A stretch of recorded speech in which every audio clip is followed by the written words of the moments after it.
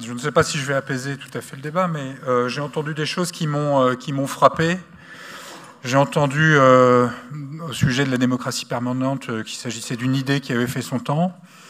qu'elle n'était nourrie que par les réseaux proches de la majorité. Alors je rappelle que les GAL, notamment, sont animés essentiellement par des élus locaux qui sont rarement de la même obédience que la majorité dans la région, et pourtant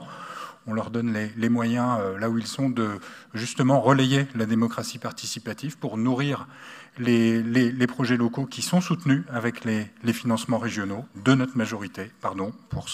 cette ouverture. J'ai entendu une sorte de confusion entre libéral et libertaire qui, à mon avis, cachait surtout une aspiration à l'autoritarisme ou au bonapartisme, c'est-à-dire qu'entre entre deux élections, chèque en blanc, mais ce n'est pas comme ça que nous considérons la démocratie, autoritarisme qui laisserait libre cours évidemment à l'économie libérale. Là, elle trouve effectivement son acception. Je pense que l'abstention ne provient pas du trop-plein de démocratie permanente, évidemment, mais plutôt des compromissions politiques, comme celle d'hier, par exemple, ou encore le mépris qu'ont reçu les participations à la Convention citoyenne pour le climat. On nous avait dit sans filtre, on leur avait dit sans filtre. Ils n'étaient pourtant pas issus des réseaux évoqués puisqu'ils étaient tirés au sort. La démocratie permanente, c'est surtout pour nous la culture permanente de la démocratie dans la région et qui irrigue d'autres lieux, qui irrigue les assises de l'eau.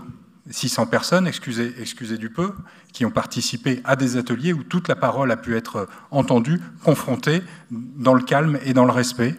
Les COP régionales qui font participer toutes les compétences, toutes les idées à l'effort de transition indispensable, jusque dans le détail des projets de renaturation des cours de lycée où les élèves,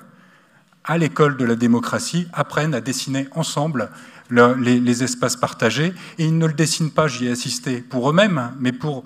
les générations futures, puisque en 3 ans au lycée, ils auront du mal, pour les premières générations, à bénéficier de leur travail.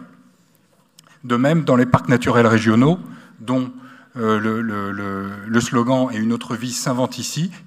on assiste à chaque fois à une construction citoyenne, et en ce moment des chartes qui sont en cours de renouvellement. Et là, nous sommes dans des laboratoires sans cobayes, mais où tous les habitants sont des chercheurs en puissance. Au-delà de notre soutien